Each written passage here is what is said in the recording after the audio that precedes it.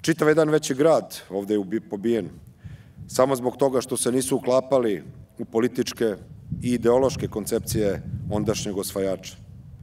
Ali kao da to fizičko uništavanje nije bilo dovoljno, u kasnijoj fazi rata njihovi zemni ostaci su vađeni iz hladnog zagrljaja zemlje i paljeni na lomačama kako bi se uništili tragovi strašnih nedela. Okrenimo se oko sebe, okrenite se oko sebe, zamislite vatre na kojima se uništavaju tela naših sunarodnika. Da li uopšte možemo da pojmimo takav užas, kakav mnogi nisu mogli ni da zamisle u samom paklu?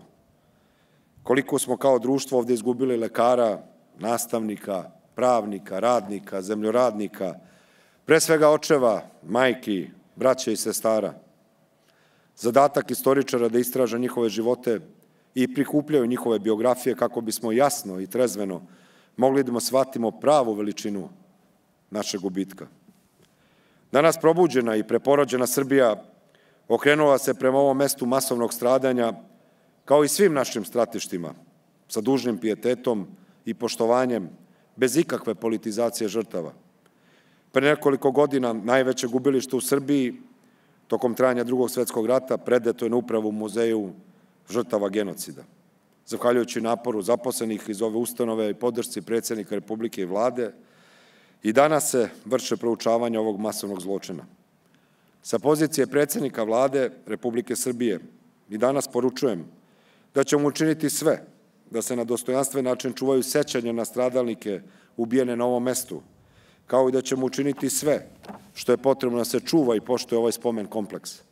Ovo mesto sećanja, tuge i bola, ovo mesto opomene i kolektivne savesti naše. Mi moramo biti ti koji ćemo u ovom stratištu da pričamo i da učimo našu decu, da ovde leže naši preci, naši rođaci, naša krv. Niko drugi to neće činiti osim nas. I danas bi mnogi voleli da se o ovome ne priča, da naše žrtve nisu vredne pomena. Hoće da nas ubede da se one nisu desile. Nameće nam se narativ da smo mi narod dželata, a zapravo smo narod žrtva. Šta drugo može biti nego žrtva kad je na zvaničnom naređenju, po zvaničnom naređenju naših 100 života vredelo kao jedan nacistički. Masovno ubijanje, rekao bih, zatiranje Srba, Šoa, Porajmos i danas predstavljaju važnu lekciju za čitavo čovečanstvo. Neka ovo masovno gubilište služi kao otrežnjujuća misao za sve one koji sanjaju o novim ratovima i novim progonima.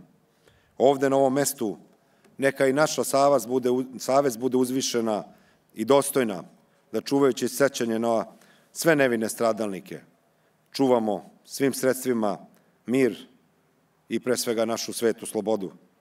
Ona je jedini garant da se ovi užasi nikada više ne ponove. Neka je večno pamćenje i slava svim ubijenim u Jajincima.